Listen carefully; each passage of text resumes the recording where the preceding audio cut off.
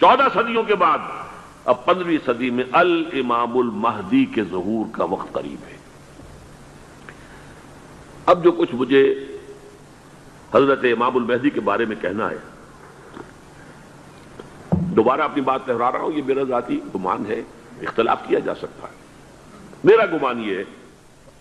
کہ یہ اب جو مجدد آئیں گے وہ حضرت مہدی ہوں گے۔ پہلی بات تو یہ جان لیجئے کہ مہدی دو ہیں، ایک شیعوں کے مہدی، ایک سنیوں کے مہدی،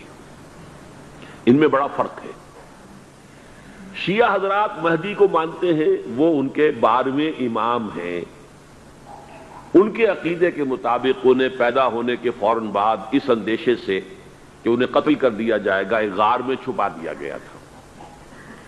تقریباً 1200 برس سے وہ اس غار کے اندر ہیں، وہ روپوش ہیں، چھپے ہوئے ہیں،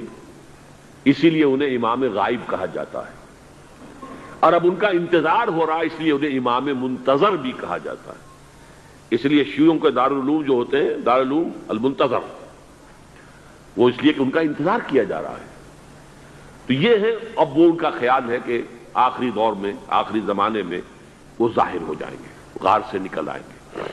دیکھیے، میں اس عقیدے کو اس بنا پر رد نہیں کرتا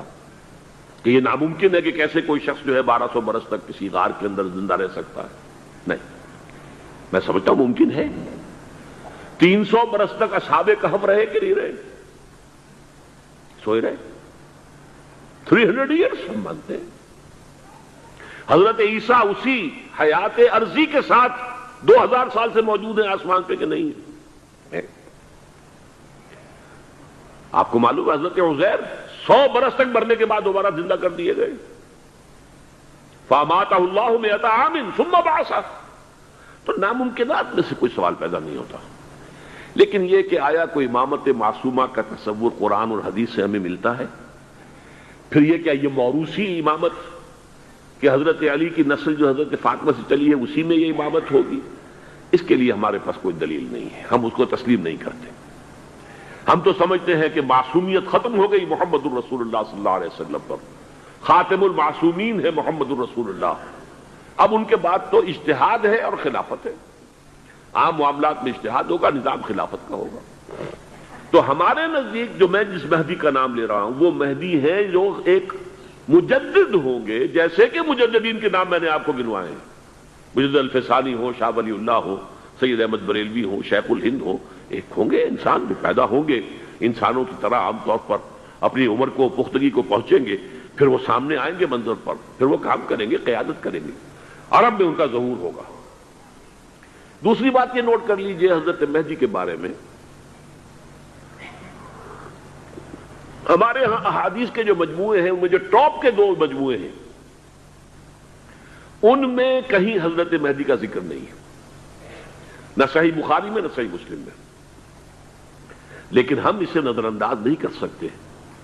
کہ صحائح ستہ کی بقیہ 4 کتابوں کے اندر موجود ہیں، لہذا نظر انداز نہیں کر سکتے، اگنور کرنا ممکن نہیں ہے۔ اب اس میں میں چاہتا ہوں کہ کچھ حدیثیں آپ کو میں سناؤں جن میں حضرت مہدی کا تذکرہ کیا گیا ہے۔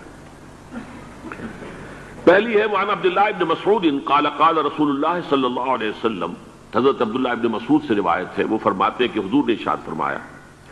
لا تذهب الدنيا حتى يملك العرب رجل من اہل بیتی، یہ دنیا ختم نہیں ہوگی جب تک کہ عرب پر میرے اہل بیت میں سے ایک شخص کی حکومت قائم نہ ہو۔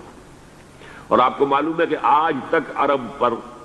حضور کے اہل بیت کی کوئی حکومت قائم نہیں ہوئی، اور جب قائم ہوئی بھی تھی حضرت علی کو اگر شمار کیا جائے، اس لیے کہ حضور نے وہ جو مشہور واقعہ ہے کہ ایک چادر میں لے لیا تھا حضرت علی کو اور حضرت فاطمہ اور حضرات حسنین کو، اللہم ہؤلاء اہل بیتی، اے اللہ یہ بھی میرے اہل بیت ہیں۔ تو حضرت علی کی بھی حکومت منعقد نہیں ہوئی، پورے عالم اسلام پر ان کی حکومت نہیں تھی، اس لیے کہ شام اور مصر دونوں صوبے جو ہیں انہوں نے ان کی اطاعت قبول نہیں کی تھی۔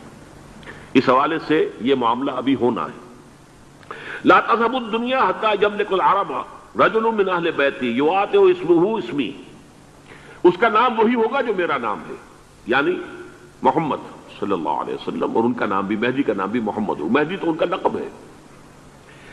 یہ ترمذی میں بھی ہے، ابو داؤد میں بھی ہے، سنن ابی داؤد جامع ترمذی۔ بلکہ ابو داؤد میں ایک اور روایت ہے، قال، حضور نے فرمایا، لو لم يبقى من الدنیا الا یوم، اگر دنیا کی زندگی میں سے کچھ بھی نہ بچے سوائے ایک دن کے،